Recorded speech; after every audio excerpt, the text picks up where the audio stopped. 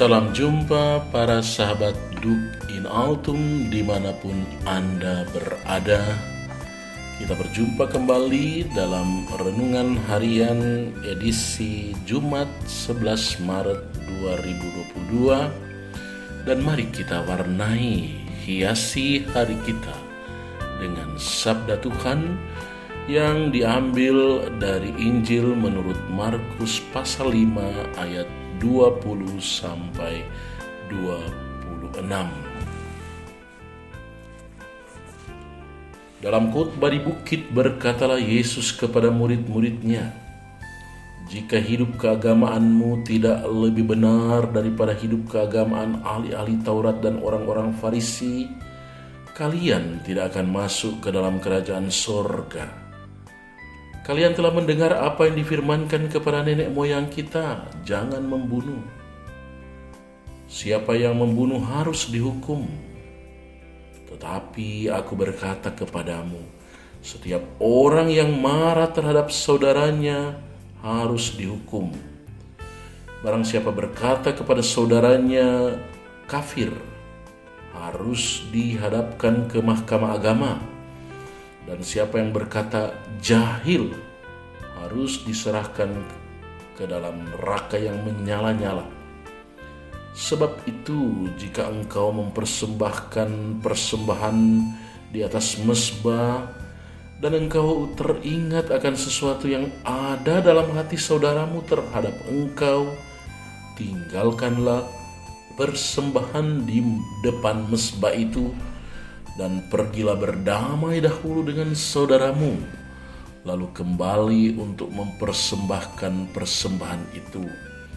Segeralah berdamai dengan lawanmu selama engkau bersama-sama dengan dia di tengah jalan, supaya lawanmu itu jangan menyerahkan engkau kepada hakim, dan hakim itu menyerahkan engkau kepada pembantunya, dan engkau dilemparkan ke dalam penjara.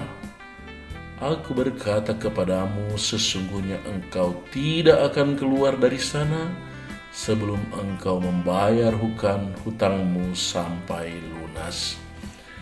Demikianlah sabda Tuhan.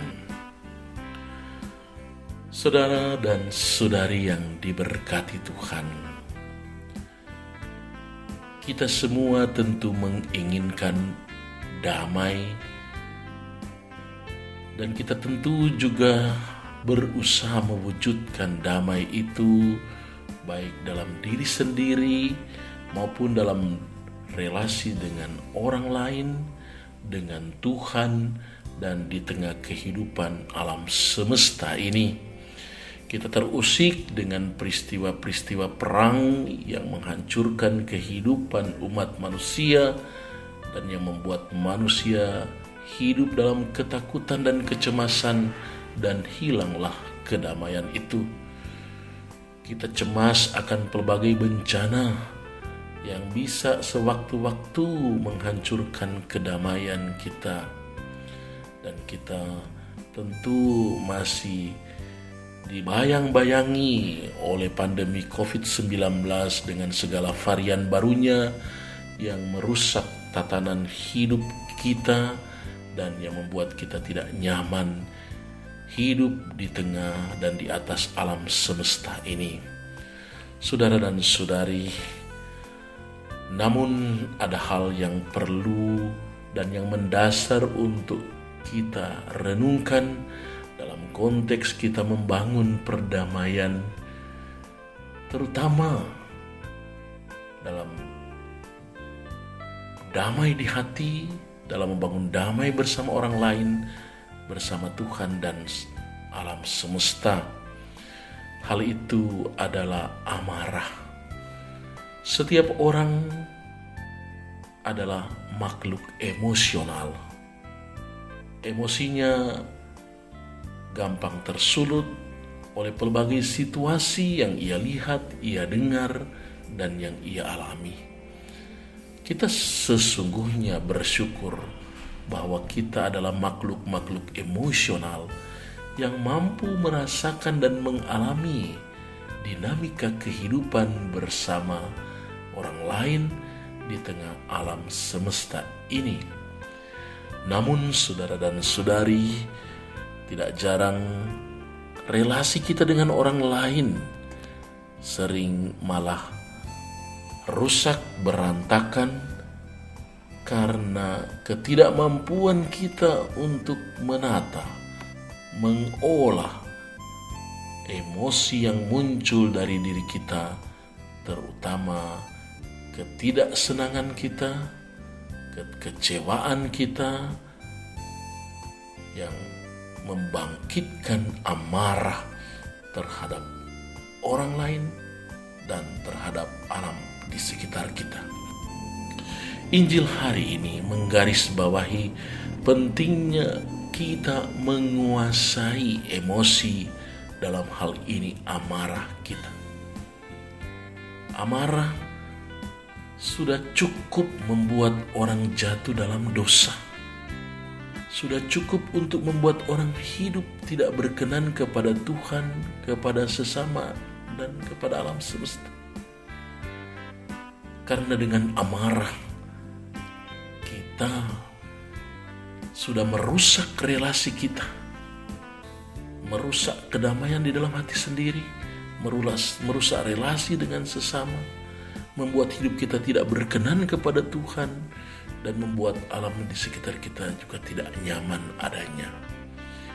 Alam di sekitar kita dan orang lain di sekitar kita bisa menjadi korban-korban pelampiasan amarah yang tidak teratur dan yang mencelakakan.